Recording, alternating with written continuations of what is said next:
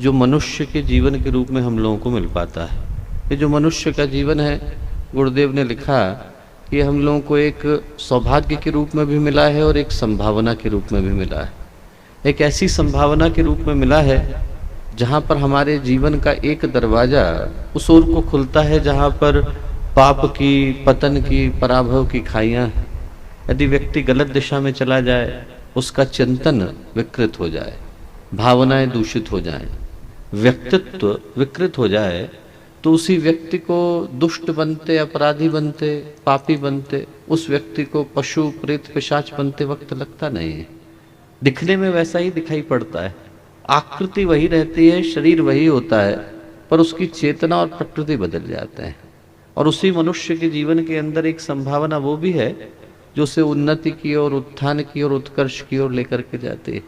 यदि चिंतन प्रकाशित हो जाए, भावनाएं उदार हो जाएं, व्यक्ति का व्यक्तित्व सही दिशा की ओर, सही उद्देश्य के लिए समर्पित हो जाए, तो उसी मनुष्य के जीवन में हम लोग सिद्ध संत महात्मा को, ऋषि को, मुनि को, देवता को, भगवान को अवतरित होते हुए देखते हैं। व्यक्ति वही रहता है पर उसकी चेतना प्रकाशित हो जाती है। दोनों ही संभावनाएं मनुष्य के जीवन के अंदर सुरक्षित है। नीचे गिर जाए तो वही व्यक्ति अंगुलीमाल बन जाता है और ऊपर उठ गया तो वही बुद्ध हो जाता है। एक तरफ गिरने पर कंस बनने का रास्ता खुलता है, तो दूसरी ओर उठने पर भगवान कृष्ण के रूप में, भगवान राम के रूप में उसका जीवन सुशोभित होता है। और इन दोनों संभावनाओं में सिर्फ अंतर इस बात का है कि वो व्यक्ति अपने जीवन के साथ न्याय कर पाता है, इंसाफ कर पाता है, जिसको ये स्मरण रहता है कि मनुष्य का जीवन मिला किस उद्देश्य के लिए है। आज जब हम लोग माँ गायत्री के इस पावन मंत्र को बोलें, तो स्थिर चित्त के साथ, शांत मन के साथ अपने अपने अंतःकरण में उतरकर अपने आप से इस बात को याद करने का प्रयत्न करें कि जब मनुष्य का जीवन हम लोगों को मिल रहा था, तो क्या संभावना ऊपर वाले ने हमें सौंपी थी। हमें याद हो न हो, पर जब हम लोग धरती पर आने वाले थे, तो भगवान ने हम में से हर व्यक्ति को बुलाया था, और बुलाने के बाद हर व्यक्ति के साथ 1 to 1 की बातचीत करी थी। और क्या कहा था? ये कहा था कि बेटा, तुम मेरी सबसे प्यारी आत्मा है, मेरे खजाने में, मेरे पास जो सबसे बेहतरीन उपहार देने को है, मैं आज तुझे सौंप करके दे रहा हूँ। ये जो मनुष्य का जीवन है, इससे बढ़कर के बेशकीमती उपहार, गिफ्ट मेरे पास देने को है नहीं। तू जाना, मेरी धरती की, मेरी सृष्टि की, मेरे संसार की रक्षा करना, उसको बेहतर से बेहतर बनाने का प्रयत्न करना। और जब लौटने का वक्त आए, तो मन में निराशा लेकर के मत आना, ये भाव लेकर के मत आना कि जो संभावना लेकर के आए थे उसे भूल बैठे। और उस भाव को लेकर के मत आना कि जो वचन मुझे दे करके गए थे उसको भूल बैठे। और दुर्भाग्य यही है कि यदि आप बहुत सारे इंसानों से पूछें, तो जब चलने का वक्त आता है, तब तक अनेकों लोग उस संभावना को भी भूल जाते हैं जिसको वो लेकर के आए, उस वचन को भी भूल जाते हैं जिसको वो दे करके आए, और ये भी भूल जाते हैं कि हम लोग किस परम पिता परमेश्वर की प्रतिनिधि के रूप में धरती पर आए। जब गीता में भगवान श्री कृष्ण अपना विराट रूप दिखाते हैं, तो गीताकार लिखते हैं, दिव्य सूर्य सहस्रस्य, इतना प्रकाश भगवान के अंदर था जितना सहस्रों सूर्यों के एक साथ उदय होने पर निकलता है। उस प्रकाश के प्रतिनिधि के रूप में इंसान धरती पर आता है। ईश्वर अंश जीव अविनाशी, उसी ईश्वर की अनुकृति के रूप में, उसके एम्बेसडर के रूप में, उसके राजदूत के रूप में हमको ये भूमिका मिलती है कि हम लोग धरती पर आएं और अपनी अपनी भूमिका के साथ न्याय कर सकें, इंसाफ कर सकें, उसका निर्वहन कर सकें, उसके दायित्व की पूर्ति कर सकें। उस परम संभावना को लेकर के इंसान धरती पर आता है, जिसके लिए उपनिषद का ऋषि कहता है, शृण्वन्तु विश्वे अमृतस्य पुत्रा आये धामानि दिव्यानि तस्तु। अरे सुनो तो सही, अमृत के पुत्र हो, प्रकाश के पुत्र हो, परम पिता के पुत्र हो। ऐसी दुनिया की कोई चीज नहीं जो इंसान की गति को रोक पाने की सामर्थ्य रखे। पर यदि इंसान खुद ही अपने जीवन के उद्देश्य को, लक्ष्य को भूल करके बैठ जाए, तो उसके लिए दोष किसको दिया जाए। ये जो गायत्री का मंत्र है, वो ये स्मरण कराने के लिए आता है कि छोटे उद्देश्यों के लिए मनुष्य का जीवन मिलता नहीं है, बड़े उद्देश्यों की पूर्ति के लिए मिलता है। और बाकी की चीजें यदि इंसान के हाथ से चली जाए, तो उनको लौटा पाने का एकमात्र रास्ता होता है। पैसा चला जाए तो कहीं ना कहीं से व्यक्ति कमा ही लेता है। व्यक्ति के डॉक्यूमेंट चले जाए तो डुप्लीकेट बन जाते हैं। और सारी चीजों को प्राप्त करने के संसार में माध्यम है, साधन है। पर यदि मनुष्य के जीवन का उद्देश्य उसकी दृष्टि से चला जाए, उसके हाथ से चला जाए, तो उसको लौटाने में वर्षों का वक्त लगता है, उसको प्राप्त करने में अनेकों वर्ष लग जाते हैं। एक बड़ी प्यारी कथा आती है कि महर्षि गौतम, उनके अनेकों शिष्य थे और उनके शिष्यों में से ज्यादातर जो शिष्य थे वो या तो राजा बने, सेनापति बने, महामंत्री बने, सब बड़े प्रतिष्ठित जगहों पर गए। एक जो है वो अपने जीवन के उद्देश्य को भूल गया, डाकू बन गया, दस्यु बन गया, लोगों का वध किया करता था। तो गौतम ने कहा कि बाकियों को भूल जाओ, पहले उसी से जाकर के मिलने की आवश्यकता है। लोगों ने कहा कि मत जाइए, वो अपने जीवन के उद्देश्य को भूल करके बैठा है, कहीं ऐसा नहीं हो कि आप ही के ऊपर हमला कर बैठे।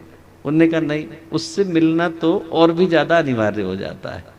पूर्णिमा की रात थी, मिलने के लिए गए। जैसे ही उनके शिष्य ने देखा कि ये कोई व्यक्ति आ रहा है, दूर से अंधेरे में पहचान नहीं पाया कि मेरे ही गुरु आ रहे हैं। एकदम उसकी तलवार तन गई, ये कौन है जो मुझसे डर नहीं रहा है, ये कौन है जिसके ऊपर मेरे आतंक की छाया नहीं है। तुरंत उसने अपनी तलवार उठाई, मारने के लिए गया, और जैसे ही निकट पहुंचा वैसे ही चंद्रमा की रोशनी में देखा कि गुरु वहां पर खड़े हैं।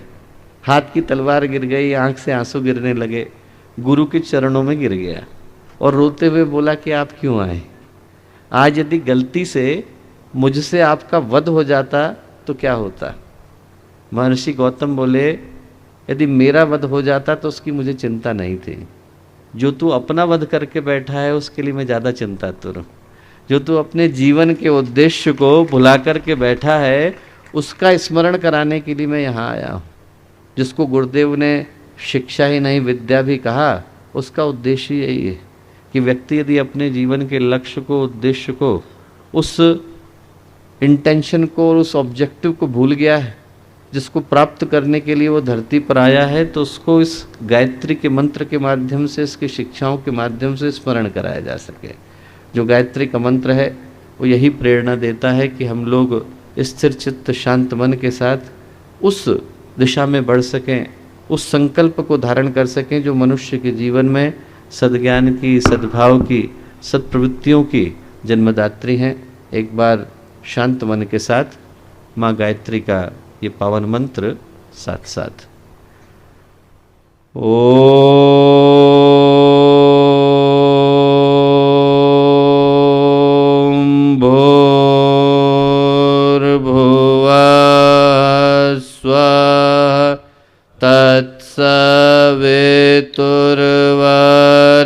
तत्सवितुर्वरेण्यं भर्गो देवस्य धीमहि धियो यो नः प्रचोदयात्।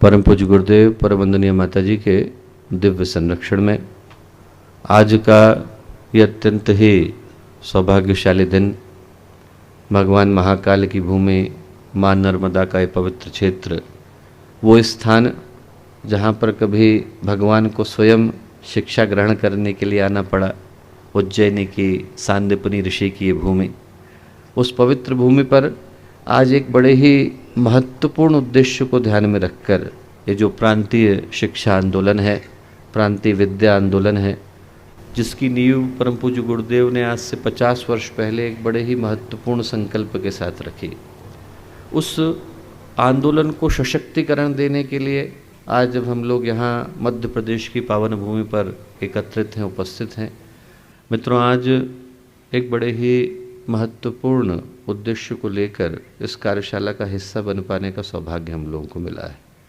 और जिस कार्यशाला में आज हम लोग एकत्रित हैं, वहाँ पर न केवल हम लोग कुछ नए सूत्रों को, संदेशों को लेकर के जाने के लिए एकत्रित हैं, बल्कि कुछ नए संकल्पों को लेकर के जाने के लिए भी एकत्रित हैं।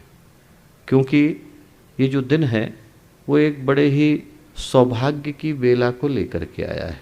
और जीवन में ऐसे अवसर आते हैं जो हमारे जीवन में एक नई क्रांति की धारा को जन्म दे करके जाते हैं, पर उसके लिए उन क्षणों के मूल्य को, महत्व को, अर्थ को, मर्म को समझना अनिवार्य हो जाता है। नहीं तो जीवन में अवसर आते भी हैं, हमारा द्वार खटखटाते भी हैं, पर वो हमारे जीवन में किसी क्रांति को जन्म नहीं दे पाते, किसी सौभाग्य की संरचना नहीं कर पाते, क्योंकि उन क्षणों के मूल्य को, महत्व को समझ पाने की स्थिति में हमारी चेतना थी नहीं। यदि भगवान द्वार पर आएँ, खटखटाएँ, पर यदि हम ही चटकनी लगा करके बैठ जाएं तो भगवान को खाली हाथ ही जाना पड़ेगा। पूरे जगह के बादल आ जाए, मेघ गहरा जाए, बारिश झमाझम हो, पर हमारे पात्र उल्टे रखे हों तो हमारे आंगन सूखे रह जाते हैं। जीवन में क्रांति तभी घट पाती है जब हम लोग अवसरों को सौभाग्य के रूप में ले पाने की स्थिति में होते हैं। एक 12 साल का बालक था, उसके जीवन में एक बड़ी अद्भुत घटना घटी। घटना क्या घटी? नाम था नारायण, विवाह करने के लिए गया। महाराष्ट्र में परंपरा है, जब विवाह करने के लिए जाते हैं और वर वधू का लग्न होता है तो जो पंडित विवाह करा रहे होते हैं वो क्या बोलते हैं? सावधान। जो पंडित थे उनने बोला सावधान, और जैसे ही सावधान बोला वैसे ही 12 साल के नारायण के मन में विचार कौंधा, ये मुझसे सावधान होने को क्यों कह रहा है। तुरंत उनके मन में विचार आया कि इसलिए कह रहा है कि ये जो अनेकों वर्षों की प्रतीक्षा के बाद मनुष्य का जीवन मिला, इस मनुष्य के जीवन का उद्देश्य क्या है, जा कहाँ रहा हूँ, करना क्या है, किस उद्देश्य के लिए, किस लक्ष्य के लिए, किस परिणाम की प्राप्ति के लिए मनुष्य का जीवन मिला, उसका अनुसंधान तो आवश्यक है। तुरंत वो नारायण वहाँ से उठे और पंचवटी के पास टापली का जंगल है, वहाँ जा कर के बैठे। 12 वर्ष के बाद जब वो 12 वर्ष के नारायण जो 24 वर्ष के हो गए दोबारा उठे तो उनका नाम समर्थ गुरु रामदास हो गया था। घटना कितनी साधारण थी, घटना इतनी ही थी कि एक 12 साल के बालक को शादी कराने वाले पंडित ने सावधान कहा था, और न जाने कितनों को कहा होगा, न जाने कितनों को उस पंडित ने कहा होगा। न पंडित सावधान हुए और न शादी करने वाले वर वधू सावधान हुए। जीवन में क्रांति उसी के घट पाती है जो उन क्षणों के मूल्य को, महत्व को समझ पाने की स्थिति में होता है। सिद्धार्थ बुद्ध बने तो घटना कितनी साधारण सी थी। घर से बाहर निकले, सारथी से पूछा मैं भी वृद्ध होऊंगा क्या? एक वृद्ध व्यक्ति को देखा, मैं भी वृद्ध होऊंगा क्या? फिर एक बीमार को देखा, मैं भी पड़ूंगा क्या? फिर एक जगह से शव यात्रा को गुजरते देखा, मेरी भी निकलेगी क्या? बस 3 प्रश्न थे और 3 प्रश्नों ने सिद्धार्थ को बुद्ध बना करके खड़ा कर दिया। घटना बहुत साधारण सी थी पर उनके जीवन में क्रांति कर गई। न जाने कितने लोगों को हम लोग रोज वृद्ध होता हुआ देखते हैं, बीमार पड़ता हुआ देखते हैं, शव यात्रा को निकलता देखते हैं, पर उसके बावजूद व्यक्ति के मन में बुद्धत्व की, सौभाग्य की वो रेखा खिंच नहीं पाती, क्योंकि उन क्षणों के मूल्य को, महत्व को व्यक्ति समझ पाने की स्थिति में नहीं होता। बाहर की दृष्टि से देखें तो आज हम लोग यहाँ पर शिक्षक होने के नाते, आचार्य होने के नाते, संचालक होने के नाते एक कार्यशाला का हिस्सा होने के लिए आए। पर यदि हम लोग आध्यात्मिक दृष्टि से देखें, यदि इन क्षणों के पीछे की घटना का मूल्यांकन करके देखें, तो आज हमको भगवान ने यहाँ पर बुलाया है, और इसलिए बुलाया है ताकि यहाँ से हम लोग एक महत्वपूर्ण, एक ऐसे संकल्प को लेकर के जा सकें जिसके माध्यम से उन लोगों के जीवन को बदला जा सके जिनका जीवन, जिनका व्यक्तित्व, जिनका भविष्य हमारे हाथों में है। और वो कोई साधारण बात नहीं, एक पूरे व्यक्ति के जीवन को, उसके व्यक्तित्व को बना पाने का दायित्व तो शिक्षक के हाथ में आता है। एक ऐसा दायित्व तो हमारे हाथ में आता है जो इस संसार में और किसी को प्रदान नहीं किया गया है। उससे बढ़कर के महत्वपूर्ण, उससे बढ़कर के सौभाग्यशाली जिम्मेवारी इस संसार में और किसी के पास है नहीं। और चूंकि वो जिम्मेवारी महत्वपूर्ण है, इसलिए उन सूत्रों को स्मरण कर लेना भी अनिवार्य हो जाता है जिनको गुरुदेव ने शिक्षा ही नहीं बल्कि विद्या के नाम से एक आंदोलन का रूप देकर के आज से 50 वर्ष पहले इस धरती पर उतारा। और उस विषय पर हम लोग चिंतन करें उससे पहले एक छोटी घटना मुझे याद आती है, वो सुनाना चाहता हूँ। घटना उस दिन की है जब स्वामी विवेकानंद अपनी लंबी यात्रा के बाद, बहुत लंबी यात्रा थी, उसके बाद 5 वर्ष के बाद विदेश में रहे, पाश्चात्य देशों में रहे, और उसके बाद भारत लौट करके आए। जब भारत लौटे तो उनका जहाज़ जो था वो कोलंबो के तट पर आकर के लगा। अंग्रेज़ों ने 1946 में श्रीलंका को भारत से अलग किया। उससे पहले तो भारत का ही हिस्सा हुआ करता था। बहुत सारे लोगों को ये बात पता नहीं होगी, हम लोग एक ही विभाजन को जानते हैं, भारत और पाकिस्तान, पर बहुत कम लोगों को पता है कि 1880 से लेकर के 1950 के मध्य में भारत के एक नहीं 14 टुकड़े किए गए, अलग अलग देश बांट दिए गए, इस आशा के साथ बांट दिए गए कि देश कभी उबर नहीं पाए। अंग्रेजों ने आज़ादी तो दी, पर देने के साथ साथ और क्या किया, ये कहा कि आज ही की तारीख से यहाँ पर जितनी 462 रियासतें हैं वो सारी की सारी भी आज़ाद होती है। इस भाव के साथ छोड़ करके गए थे कि जो देश है वो सिविल अनरेस्ट का शिकार हो जाए, यहाँ पर गृह युद्ध छिड़ जाए, आपस में बट कर बिखर कर ये देश टुकड़े टुकड़े हो जाए। पर ऊपर वाले को कुछ और मंजूर था। भारत न केवल सुरक्षित रहा बल्कि एक ऐसे भविष्य की ओर बढ़ रहा है जहाँ पर आज नहीं तो आने वाले 50 वर्षों में हम उन देशों को शिक्षा दे पाने की स्थिति में होंगे जिनने कभी भारत को दबाने का कार्य किया था। तो वो उन 5 वर्षों की यात्रा के बाद विवेकानंद लौट करके आए। कोलंबो के तट पर उनका जहाज आकर के लगा, बहुत बड़ी स्वागत सभा का आयोजन हुआ। हर व्यक्ति चाहता था कि विवेकानंद को हम लोग नज़दीक से देखें, उनकी बातों को सुने। बहुत सारे लोग आए और जो स्वागत सभा के अध्यक्ष थे उनने विवेकानंद का सम्मान किया और सम्मान करने के बाद उनसे प्रश्न पूछा। क्या प्रश्न पूछा? उन्होंने कहा कि स्वामी जी एक बात बताइए, इतने दिनों तक आप भारत की भूमि से दूर रहे तो आपकी उपस्थिति का लाभ वहाँ के लोगों को मिला। वेद, योग सूत्र, उपनिषद, वेदांत, सांख्य, वो सारी धाराएं जिनसे वो अपरिचित थे उनके विषय में वो जान पाए। आपको क्या लाभ हुआ? सन्यासी को तो समुद्र पर्यंत रहना नहीं चाहिए, तो इतने दिनों तक आप भारत की भूमि से दूर रहे तो आपको क्या लाभ हुआ? आपको तो भारत छोड़ना पड़ा। और स्वामी विवेकानंद ने इसका बड़ा प्यारा उत्तर दिया। उनने कहा मैं इतने दिनों तक भारत की भूमि से दूर रहा हूँ तो उसका सबसे बड़ा लाभ मुझे ये हुआ कि पहले जिन बातों को मैं भावना के आवेश में आकर के सत्य मानता था अब उनको प्रमाण पूर्वक सत्य मानता हूँ। पहले लोग कहते थे कि ये जो भारत की भूमि है देवभूमि है, ऋषि भूमि है, अवतारों की भूमि है, सब बोलते थे, मैं भी बोलता था, पर मेरा अपना कोई अनुभव उस विषय में नहीं था। बोले इतने दिनों तक मैं भारत की भूमि से दूर रहा हूँ तो अब इस बात को पूरे विश्वास के साथ कह सकता हूँ कि पूरे विश्व में यदि कोई एक देश ऐसा है जहाँ पर दया का, त्याग का, करुणा का, मानवता का, आध्यात्मिक उत्कर्ष का, आध्यात्मिक संभावनाओं का सर्वाधिक विकास हुआ है तो वो देश भारत का देश। और बोले यदि पूरे विश्व में कोई एक देश ऐसा है जहाँ पर हर उस आत्मा को जो ईश्वर को पाने का प्रयत्न कर रही है उसको जन्म लेने के लिए बाध्य होना पड़ेगा और हुए बिना उसका कल्याण संभव नहीं, तो वो देश भारत का देश। और आज नहीं तो कल तो वो बोले इस भारत के देश से ज्ञान की वो धाराएं फिर से बहेंगी जो पूरे विश्व को अपने प्रकाश से आलोकित करेंगी, आंदोलित करेंगी, उद्वेलित करेंगी। और उस दृष्टि से सोच के देखें तो जो आज का समय है वो हम लोगों को एक ही भाव देने के लिए आया। ये भाव देने के लिए आया कि वो भारतीय संस्कृति, वो भारतीय चिंतन, वो भारतीय विरासत जो भारत की शिक्षा पद्धति की रीढ़ हुआ करती थी, उसकी नींव हुआ करती थी, उसकी आधारशिला हुआ करती थी, उसको हम लोग अपनी शिक्षा पद्धति के अंदर किस तरह से समाविष्ट कर सकते हैं। गुरुदेव ने वर्षों पहले एक बड़ा अद्भुत चिंतन दिया था। चिंतन ये दिया कि शिक्षा पद्धति के अंदर किस चीज़ को लाने की आवश्यकता है। उन्होंने कहा आज की जो शिक्षा पद्धति है वो एक ही जगह पर फोकस हो गई। किस जगह पर? हम विद्यार्थी को अच्छा पैसा कमाने वाला कैसे बना सकते हैं, इसके अलावा नहीं। हमारे लिए वो पैकेज बन गया जिस तरह से, इसीलिए क्या है एजुकेशन इंडस्ट्री बन गई और आज की तारीख में जो विद्यार्थी वो प्रोडक्ट के रूप में तोले जाते हैं। आप जिस तरह से कमोडिटीज़ को तोलते हैं, नमक है, चीनी है, वैसे आप विद्यार्थी को तोलते हैं। आज की तारीख में विद्यार्थी हमारे लिए व्यक्तित्व तो नहीं रह गया है बल्कि एक प्रोडक्ट और एक पैकेज में बदल गया है। एक समय ये था कि भारत की भूमि पर 363 ऋषि थे और उसके बावजूद गुरुकुल 2 ही ने खोला था, वशिष्ठ ने और विश्वामित्र ने। क्यों? क्योंकि शिक्षा उनके लिए छोड़ी जाती थी जो अपने आचरण से दूसरों को सिखा सकें। जो शब्द आचार्य है वो आचरण से निकल करके आया, जिसके आचरण में है वो दूसरे को सिखाए, नहीं तो नहीं सिखाए।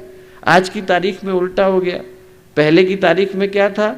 आपके पास पैसे हैं तो आप कारोबार करिए, बिजनेस करिए, शिक्षा के क्षेत्र में मत आइए। ये उनके लिए छोड़ दीजिए जिनके व्यक्तित्व में दूसरों को सिखाने के लिए है। आज की तारीख में पैसे होते हैं तो व्यक्ति सबसे पहले यूनिवर्सिटी खोलता है। क्यों? क्योंकि हमारे लिए एजुकेशन इंडस्ट्री हो गई और विद्यार्थी को हमने प्रोडक्ट में बदल दिया। गुरुदेव ने कहा कि उस सोच को बदलने की आवश्यकता है। हमारे यहाँ भारत में हम लोग दो शब्दों का प्रयोग करते हैं, एक को बोलते हैं जायदाद और एक को बोलते हैं विरासत। जायदाद क्या है? जायदाद वो है जिसको आप एक हाथ में रख दो, दूसरे हाथ में रख दो, फर्क नहीं पड़ेगा। जेवर है, मकान है, पैसा है, गहने, क्या है? जायदाद है। शर्मा जी के जाने के बाद शर्मा जी का मकान आत्महत्या नहीं कर लेता कि उनके बगैर रह नहीं पाऊंगा। उसमें आप उनके साले को ला के रख दो, उसमें आप उनके बच्चे को रख दो, उसमें उनके शत्रु को रख दो, बैंक को दे दो, मकान पर कोई प्रभाव नहीं पड़ता। जायदाद आज तक किसी की हुई नहीं और किसी की होने वाली नहीं है। इससे ज़्यादा विश्वासघातिनी इस संसार में और कोई है नहीं। हर व्यक्ति को लगता है कि मेरी हो जाएगी, पर हुई किसी की नहीं। ये जो जमीन है जिस पर हम लोग खड़े हैं, इसी पर दावे करने वाले न जाने कितने आए कितने चले गए। असुरों को लगा उनकी है, अंग्रेजों को लगा उनकी है, दुर्योधन को लगा उनकी है, सिकंदर को लगा उनकी है, सबके सब चले गए, जमीन वहीं की वही। वो दुर्योधन जिसने भगवान कृष्ण को ये कहा सूच्यग्रम नैव दास्यामि विना युद्धे न कैशव, सुई की नोक के बराबर जमीन भी बिना युद्ध के मिलने वाली नहीं है। वो सुई की नोक के बराबर जमीन को अपना समझने वाला दुर्योधन परलोक सिधार गया, जमीन वहीं की वहीं रह गई, वो किसी के साथ जाती नहीं। व्यक्ति जो है उन चीजों को पाने का प्रयत्न करता दिखाई पड़ता है जो आज तक किसी के साथ गई नहीं। जो जाता है उसका नाम है शुभ कर्म, उसका नाम है शुभ संस्कार, उसका नाम है शुभ व्यक्तित्व। पैसा तो सड़क पर पड़ा हुआ मिल जाता है। हमारे हाथ में कोई पिस्तौल दे दे और मैं जाकर के किसी कनपट्टी पर रख दूं तो भी पैसा मिल ही जाएगा। अपराध करने से मिल जाता है, लॉटरी खुलने से मिल जाता है, जमीन पर पड़ा मिल जाता है, चोरी करने से मिल जाता है, पर व्यक्तित्व सड़क पर पड़ा हुआ नहीं मिलता। व्यक्तित्व अर्जित करना पड़ता है। जो भारत की भूमि है इसने गंभीर चिंतन दिया कि शिक्षा का आधार एक ही है कि व्यक्ति के व्यक्तित्व को तो पहले मजबूत किया जाए। पहलवान है व्यक्ति तो चीथड़ों में भी अच्छा ही नजर आता है, पर यदि व्यक्ति के पास कुछ नहीं है और आप उसके ऊपर सब ला करके लाद दीजिए तो उसके अंदर की जो अशांति है, उसके अंदर का जो अभाव है, वो सब कुछ पाने के बावजूद उसके मन में अतृप्ति को ही जन्म देंगे। कुबेर का खजाना भी आप ला करके दे दें तो उसको ये समझ में आएगा कि मुझे क्या नहीं मिला है। सब कुछ पा लेने के बावजूद आदमी को ये समझ में आता है कि क्या नहीं मिला, मेरा मन कहाँ पर रह गया, कहाँ पर मैं खाली रह गया। वो एक कहानी आती है बहुत प्यारी कि एक फकीर थे, उनको कहीं पर सोने का एक सिक्का पड़ा हुआ मिल गया। गुरु के पास गए कि हमारा तो किसी मतलब का है नहीं, क्या करें। उनके गुरु बोले कि ऐसा कर, जो तुझे सबसे गरीब आदमी दिखाई पड़े उसे जा करके देना। कैसे मिलेगा? बोले अरे तुझे पता चल जाएगा। बोले ठीक। बहुत दिनों तक ढूंढते रहे कौन गरीब है, अनेकों लोगों से मिलते और जिससे मिलते उनसे उनको ऐसा लगता है कि इसके पास थोड़ा कुछ तो है ही, कुछ न कुछ तो इसके पास है ही। एक दिन भटकते भटकते एक राज्य में पहुंचे। वहाँ पर उन्होंने देखा कि 1000 हाथियों का काफिला जा रहा है। जो शुरू के 100 हाथी हैं वो सोने से लदादल लदे हुए हैं, और जो उसमें पहला हाथी है उसमें भी हीरे की पालकी है। हीरे की पालकी के अंदर एक राजा बैठा हुआ है और राजा ऊपर से लेकर नीचे तक आभूषणों से सुसज्जित है। उनने अपने बगल वाले से पूछा क्या हो रहा है, तो व्यक्ति बोला कि चक्रवर्ती सम्राट हैं, इनके भाई का एक राज्य था छोटा सा, वो छूट गया था, उसके ऊपर हमला करने जा रहे हैं। क्यों? बोले अरे वही रह गया था। बोले अच्छा। तुरंत फकीर की समझ में आया, उनने अपना सिक्का निकाला, राजा के पास पहुँचे। बोले राजा ने आपके लिए। राजा को लगा आशीर्वाद दे रहे हैं। उन्होंने कहा आप मुझे क्यों दे रहे हैं? बोले हमारे गुरु ने कहा था कि जो सबसे गरीब आदमी मिले उसे दे करके आना। राजा बोला क्या बात कर रहे हैं साहब? बोले आपको दिखाई नहीं पड़ रहा है, ये 1000 हाथियों का काफिला जा रहा है, 100 जो है सोने के हाथी हैं, हीरे की पालकी पर मैं बैठा हुआ हूँ और आप कह रहे हो गरीब आदमी है। तो फकीर बोले राजा बाहर की गरीबी की बात नहीं कर रहा, तेरे दिल की गरीबी की बात कर रहा हूँ। जिसका दिल गरीब होता है उसको सब कुछ मिल जाने के बावजूद ये समझ में आता है कि क्या नहीं मिला। अभी थोड़ी देर पहले मैं घटना सुना रहा था कि हम लोग बॉम्बे में थे, तो एक सज्जन आए, बहुत प्रसिद्ध इंडस्ट्रियलिस्ट हैं। वो आकर के रोने लगे, बोले भैया बहुत नुकसान हो गया। क्यों? तो बोले 1 करोड़ रुपए का नुकसान हुआ। तो मैंने कहा ज़्यादा हो गया, गुर्दे माता जी से प्रार्थना करेंगे कि अगली बार ठीक हो जाए। तो उनकी वाइफ बोली, उनकी पत्नी बोली, बोले भैया इनकी बात मत सुनना आप। मैंने कहा क्यों? बोले अरे 15 करोड़ का फ़ायदा सोच करके बैठे थे, 14 करोड़ का फ़ायदा हुआ है। 1 करोड़ का नुकसान नहीं हुआ है, 15 करोड़ का फ़ायदा सोचा था तो 14 करोड़ का फ़ायदा, 1 करोड़ का नुकसान समझ में आ रहा है।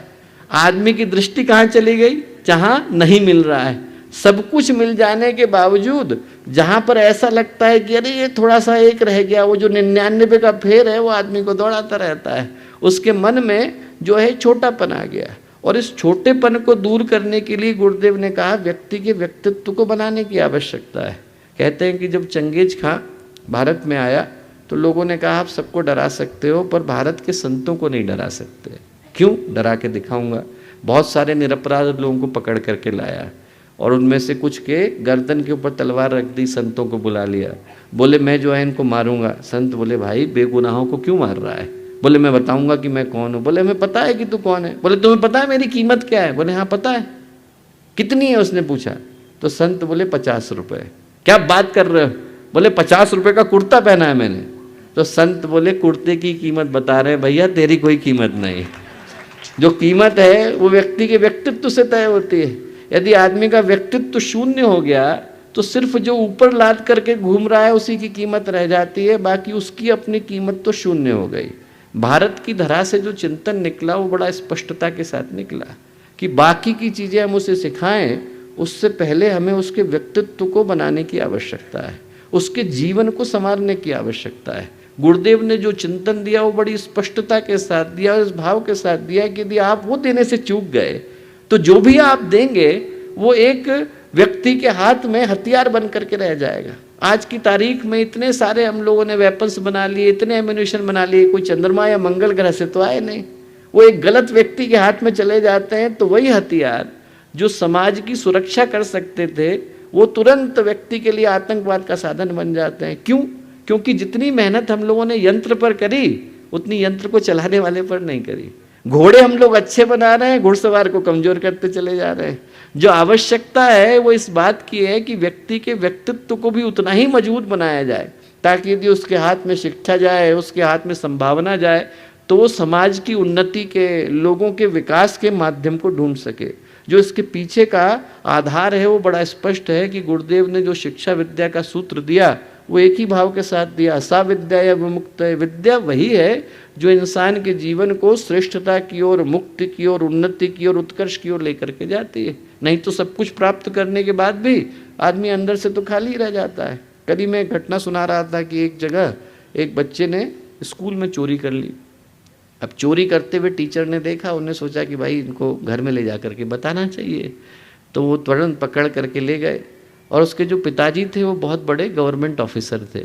उनने ले जा करके उनके सामने खड़ा करा, बोले भैया ये चोरी कर रहा था। जो पिता थे उन्हें तुरंत एक लपड़ लगाया। बोले कैसे काम करता है? मैं तेरे लिए इतनी अच्छे अच्छे ऑफिस से चीज़ें उठा करके लाता हूँ तब भी तो चोरी करता है। वो शिक्षक जो थे उन्होंने कहा भैया गलती हो गई। बोले क्यों? बोले मैं तो ये सोच करके आया था कि लड़का अभाव के कारण चोरी कर रहा है, यहाँ आकर के पता चला कि ये तो स्वभाव के कारण चोरी कर रहा है। आपने तो घर की परंपराओं के अंदर चोरी डाल दी है, और ऐसे में उसके व्यक्तित्व का विकास कैसे हो सकता है? जो भारत की शिक्षा पद्धति है वो एक गंभीर सूत्र को जन्म देती है, और वो ये देती है कि हमें सबसे पहले बच्चे के व्यक्तित्व को बनाने की आवश्यकता है। हमारे यहाँ से जो मॉडल निकले उन मॉडल को लेकर के बाकी के देश प्रगति करते चले गए। जापान में जैन परंपरा आई, वो कहाँ से आई? जिसको हम लोग ध्यान बोलते हैं वो जैन परंपरा है। और जैन परंपरा क्या कहती है? आज सारी दुनिया उसको एक मॉडल के रूप में स्वीकार करता है, पर निकली कहाँ से? यहीं से तो निकली। क्या भाव था उसका? 8 साल तक जापान में स्कूल की एजुकेशन नहीं देते हैं।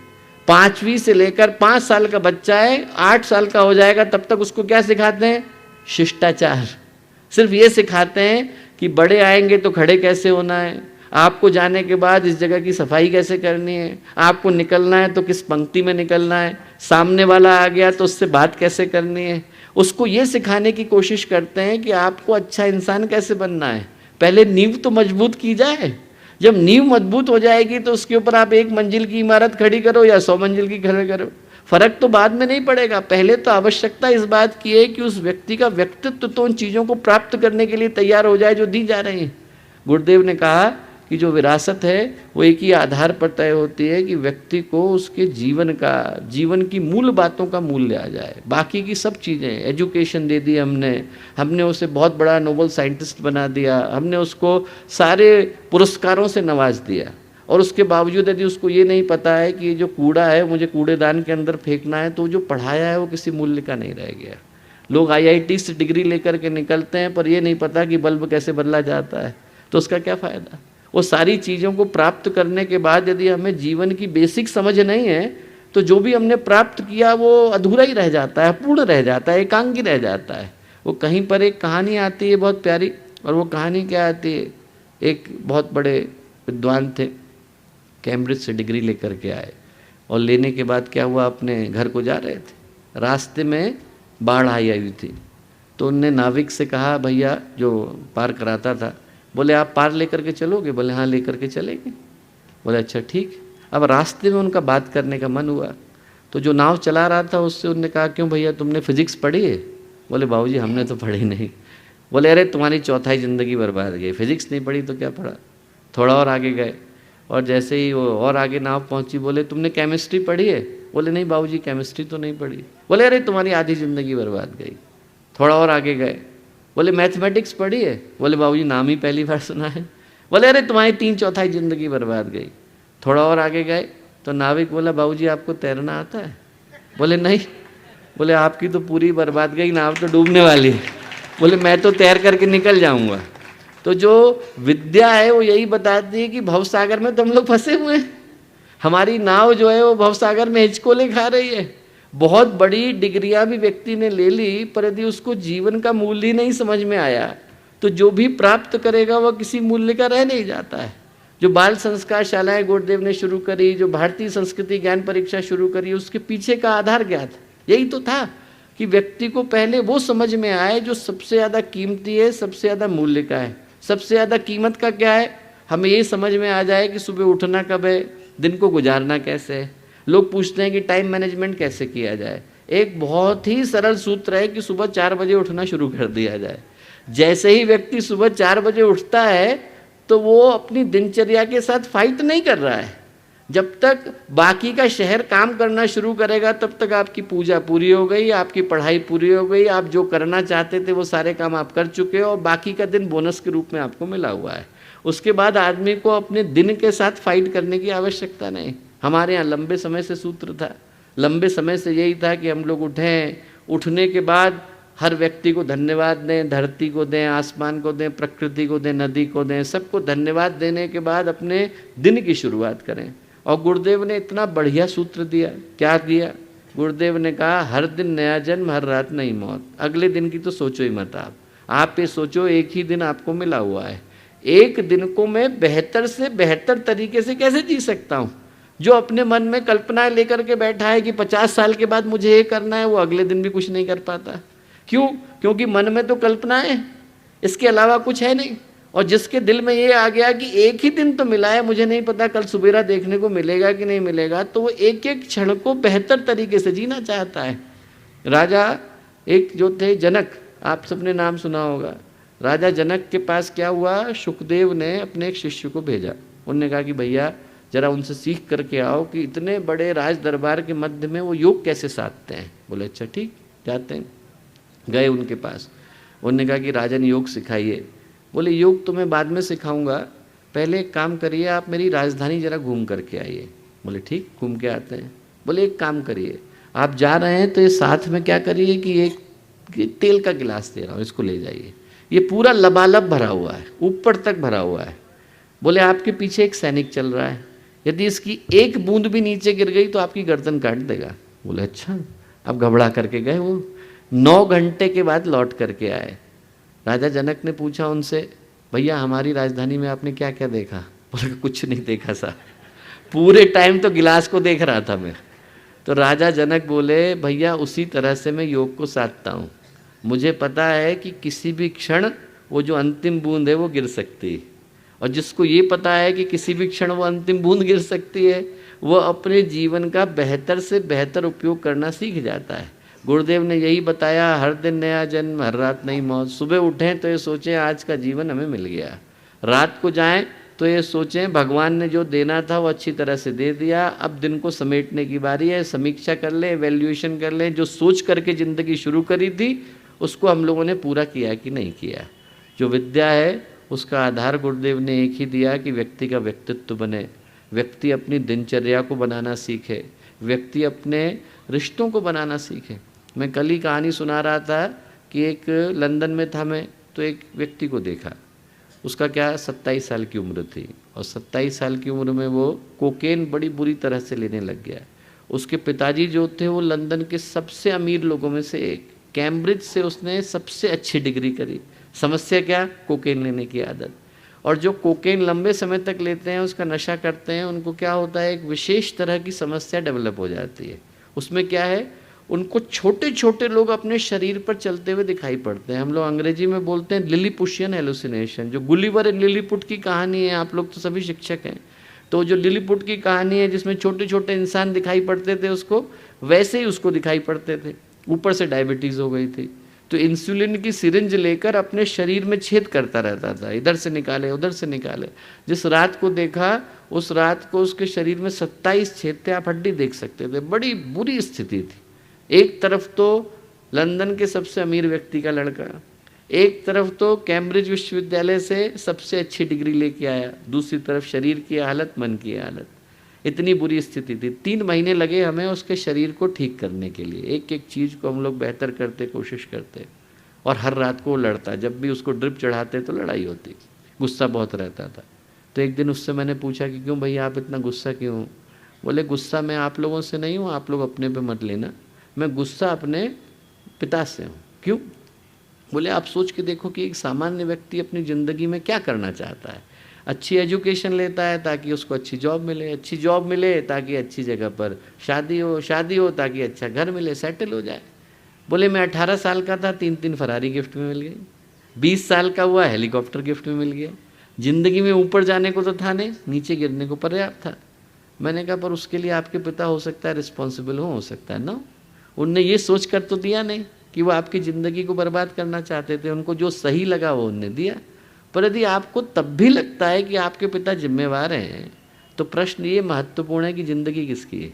ज़िंदगी भर आप अपने पिता को दोष देते हुए तो गुजारोगे नहीं, आपको अपनी ज़िंदगी की जिम्मेवारी तो खुद ही लेनी पड़ेगी, किसी न किसी को तो लेनी पड़ेगी। बस वो दिन था, वो घर छोड़ के चला गया हमारा हॉस्पिटल। लौटने के बाद तो आया नहीं। 3 साल के बाद उसने साउथ अफ्रीका से हमें पत्र लिखा। क्या पत्र लिखा? बोले उस दिन आपने वो बात कही तो दिल में बड़ी गहरी लग गई। बोले मैं बहुत जगह गया और बहुत जगह जाने के बाद एक दिन भटकता भटकता भारत पहुंचा। भारत में बस्तर गया। बस्तर में एक जगह से गुजर रहा था तो उसने देखा कि वहाँ पर एक किसान है और उन किसान के पास खाने को नहीं, पीने को नहीं, और 4-4 बच्चे, बड़ा सा परिवार, पर इतने खुश। बोले आज तक मैंने इतने खुश लोग नहीं देखे थे। खाना खा रहे थे रूखा सूखा, उसमें उनने हमें भी बुला लिया, बोले आप भी खा लो हमारे साथ। तो उसने अपने इंटरप्रेटर से पूछा, अनुवादक से पूछा कि ज़रा इनसे ये तो पूछो कि इनके पास तो कुछ नहीं है, फिर इतना खुश कैसे है। तो उल्टा किसान ने उनसे कहा, अनुवादक से, कि इनसे किसने कह दिया कि मेरे पास कुछ नहीं है? बोले इनसे कहो कि मेरे पास परिवार है, हम लोग खुश हैं। बोले ये सुनना था कि मैंने अगली फ़्लाइट ली, लंदन गया और जा कर के मैंने अपने पिता को गले लगाया। बोले हम दोनों फूट फूट करके 4 घंटे रोए। एक ही छत के नीचे रहते थे पर अजनबियों की तरह से रहते थे। आदमी की ज़िंदगी दौड़ में बदल गई, पर वो जिनके लिए दौड़ रहा है उन्हीं को भूल करके बैठा है। जो आश्चर्य की बात है कि दौड़ना जिसके लिए शुरू किया था उन्हीं के साथ बैठने के लिए उसके पास फुर्सत नहीं, अपना कहने को कोई है नहीं। तो जो विरासत है वो ये याद दिलाती है, गुरुदेव ने जिसको विद्या बोला वो ये याद दिलाती है कि अरे भाई आप व्यक्तित्व को बनाओ, आप समय की कीमत को पहचानो, आप अपने परिवार की कीमत को पहचानो, उस चीज़ को याद करो जिसके लिए ये ज़िंदगी दौड़ के रूप में मिल गई थी। और जो अंतिम बात गुरुदेव ने कही जिसको याद करने की आवश्यकता है, वो ये कही कि ये सारी की सारी चीज़ें तभी सफल हो पाती हैं जब हमारी विद्या उस व्यक्ति के अंदर भारतीयता के भाव को, भारतीय संस्कृति के भाव को जन्म दे पाती है। सब कुछ मिला और व्यक्ति भारत को भूल गया तो जो मिला वो किसी काम का नहीं मिला। सब कुछ मिल जाने के बाद यदि उसके हृदय से भारत विदा हो गया तो वो किसी मूल्य का नहीं। उसकी सांसों में भारत होना चाहिए, उसकी भावनाओं में भारत होना चाहिए, उसके कर्म में भारत होना चाहिए, उसके चिंतन में भारत होना चाहिए। जितनी हमारी विद्या है उसका आधार एक ही होना चाहिए कि हम उसके अंदर अच्छी दृष्टि से भारत को विकसित कर दें। एक घटना है, जब स्वामी विवेकानंद भारत लौट करके आए तो अंतिम क्षण थे उनके। वो भारत के भ्रमण पर निकले थे, कश्मीर गए। कश्मीर में क्षीर भवानी का मंदिर है, वो पूरा ध्वस्त हो गया था, भग्नावशेष थे, वहाँ पर लेटे हुए थे, मुगलों ने आक्रमण कर दिया था, तोड़ दिया था। तो जैसे ही वो लेटे तो उनके मन में एक संकल्प आया कि इस मंदिर को मैं बनवाता हूँ। इधर संकल्प आना था कि उधर देवी माता प्रकट हुई। देवी आकर के क्या बोली विवेकानंद से, मंदिर मेरा तुड़वाया मैंने, बनवाने वाला तू कौन? बोले देख, मुझे मंदिर बनवाना होगा तो मैं बनवा लूँगी, तू वो बना जिसको बनाने के लिए तुझको बुलाया गया है। क्या बना? बोले तू भारत को बना। वहाँ से विवेकानंद निकले और निकलने के बाद उनने पहला क्या मंत्र दिया, पहला नारा क्या दिया, आज के बाद आने वाले 50 वर्षों के लिए हमारी माता एक, भारत माता, हमारी देवी एक, भारत माता। मैं कहूँगा हमें हमारे विद्यार्थियों के अंदर, बच्चों के अंदर एक ही सूत्र, एक ही संकल्प, एक ही भाव गहराई के साथ डालने की आवश्यकता है कि सब करो बेटा, आप दुनिया के शिखर पर पहुँचो। ऐसा कोई विश्वविद्यालय नहीं हो जहाँ पर आपके कदम नहीं पड़ने चाहिए, पर जो मिले, जो अच्छा मिले उससे भारत के देश को बनाने के लिए लगाओ। इस देश को ऐसे लोगों की आवश्यकता है जो दुनिया के कोने कोने को छू करके आएँ और फिर इस संस्कृति को पोषित करने का काम करें। इसको याद दिलाएं कि हमारे अंदर का गौरव क्या, गर्व क्या, अभीप्सा क्या। जब तक व्यक्ति के मन में आत्माभिमान नहीं है, राष्ट्राभिमान नहीं है, उसके अंदर उस चीज़ का स्वाभिमान नहीं है जिसके लिए हमको मिला, तब तक जो भी हम सिखा रहे हैं उसका कोई मूल्य नहीं रह जाता। तो जो गुरुदेव ने शिक्षा नहीं विद्या भी कही, उसका आधार क्या? सबसे पहले बच्चे का व्यक्तित्व बने, उसका आधार क्या? उसका परिवार बने, उसका आधार क्या? उसके अंदर संस्कार आए, उसका आधार क्या? उसके अंदर भारत आए, भारतीयता आए, भारतीय संस्कृति के प्रति एक ऐसा भाव आए जो उसके पास से कोई छीन पाने की स्थिति में नहीं हो। दुनिया के किसी भी देश में चले जाए, किसी भी कोने में चले जाए, तो उसका चेहरा शर्म से झुकना नहीं चाहिए। उसके मन में ये भाव होना चाहिए कि मैं जिस चेतना का, जिस देश का, जिस संस्कृति का प्रतिनिधि होकर के आज यहाँ पर आया हूँ, वहाँ पर तुम्हें भले से भारत के विषय में पता नहीं हो, पर मुझे पता है, और मेरी चेहरे में वो शर्म का भाव नहीं आ सकता कि मैं भारत का और भारतीय संस्कृति का प्रतिनिधि होकर के आया हूँ। वो गर्व उनके अंदर डालने की आवश्यकता है। और जो अंतिम बात कह करके मैं समाप्त करूंगा अपनी बात को, वो कहानी यहीं से जुड़ी है, इंदौर की है, देवी अहिल्याबाई होलकर की है। आप में से हर कोई जानता है, हर कोई परिचित है। एक बड़ी ही गंभीर और साहसी नारी, लगभग 23 से लेकर 29 वर्ष तक युद्ध में लगी रहीं। क्योंकि बहुत कच्ची उम्र में उन्होंने युद्ध शुरू कर दिया था, तो इसलिए उनको पढ़ने का, पठन पाठन का अवसर नहीं मिल पाया। और उनके हृदय में अध्यात्म था, पर कर्म के अंदर जो है साहस था। एक हाथ में तलवार, एक हाथ में शिवलिंग लेकर के लड़ाई किया करती थी। आप सोच ही सकते हैं कि क्या उनका व्यक्तित्व रहा होगा। भारत के जितने भी मंदिर हैं वो लगभग सारे के सारे टूट गए थे। और कश्मीर में क्षीर भवानी से लेकर और नीचे आप दक्षिण में चले जाइए, कर्नाटक, सारों को बनाने का काम, उधर सोमनाथ से लेकर उधर, मैं अभी थोड़े दिन पहले पूर्वोत्तर में था, वहाँ का जो बिल्कुल अंतिम शिखर का मंदिर है सिद्धेश्वर का, वो महारानी होलकर का बनाया हुआ। आप सोच करके देखिए कि ऐसा काम एक अकेली महिला ने किया। और उनके मन में क्या भाव आया? मन में भाव ये आया कि मैं गीता नहीं पढ़ पाई। गीता पढ़ना चाहती थी, बड़ा मन था, पढ़ नहीं पाई। तो उनने पंडित जी को बुलाया, पंडित जी आप एक काम करना, आप रोज़ सुबह आकर के एक एक गीता का श्लोक बोलना, उस पर मैं चिंतन करूँगी, मनन करूँगी, निधिध्यासन करूँगी, मेरे को श्लोक याद हो जाएगा, गीता याद हो जाएगी 2 वर्ष में। बोले हाँ हो जाएगी। अगले दिन से पंडित जी लेकर के आ गए। पहला श्लोक बोला। क्या श्लोक बोला? धृतराष्ट्र उवाच। धृतराष्ट्र कहते हैं, क्या कहते हैं? धर्म क्षेत्रे कुरुक्षेत्रे समवेतायुत्सव मामकाः पांडवाश्चैव किम कुर्वत संजय। धर्म क्षेत्र में, कुरुक्षेत्र में मेरे बच्चे, पांडु के बच्चे मिल के क्या कर रहे हैं बता, ऐसा संजय से पूछते हैं। इतना बोलना था कि महारानी होलकर बोली, पंडित जी आगे मत बोलिए, गीता मेरी समझ में आ गई। क्या बात कर रही है महारानी? बोले अभी तो पहला श्लोक है, 699 बाकी है, भगवान ने तो बोला ही नहीं है। ये तो जो कहानी का विलन है धृतराष्ट्र, वो बोल रहा है, और वो भी कोई काम की बात नहीं बोल रहा है, यही बोल रहा है संजय बता वहाँ पे क्या हो रहा है, बस इतनी सी बात है, इसके अलावा तो कुछ है नहीं। फिर से बोलिए। बोले धर्म क्षेत्रे कुरुक्षेत्रे। रुक जाइए, आप बोले धर्म क्षेत्रे कुरुक्षेत्रे, और मैंने क्या सुना? क्षेत्रे क्षेत्रे धर्मम कुरु। जिसको जो क्षेत्र मिल गया वहाँ पर वो धर्म को करे। बोले मेरी दृष्टि में गीता का इतना ही सार है, और वही जो संदेश है वो हमारे लिए है। भगवान ने हमें शिक्षक बना के बिठा दिया, प्राचार्य बना के बिठा दिया, संचालक बना के बिठा दिया, विद्यार्थी बना के बिठा दिया, भाई बना के बिठा दिया, नागरिक बना के बिठा दिया। जो बना के बिठा दिया वहाँ पर हम अपने दायित्व का निर्वहन करें, धर्म के साथ करें, अच्छी भावना के साथ करें, तो जो भी जिम्मेवारी हमें मिली है उसको हम लोग सही अर्थ में, सही रूप में, सही उद्देश्य के साथ उसके साथ निर्वहन कर पाएंगे। जो आज का दिन है वो यही संकल्प लेने के लिए आया। हमारे हाथ में भारत का भविष्य है। आने वाले 50 वर्षों के अंदर भारत की जो दिशा है, भविष्य, वो सब बदलने वाला है। और वो हम लोगों का सौभाग्य होगा यदि हमारे हाथों से हम उस बदलाव को ला पाते हैं।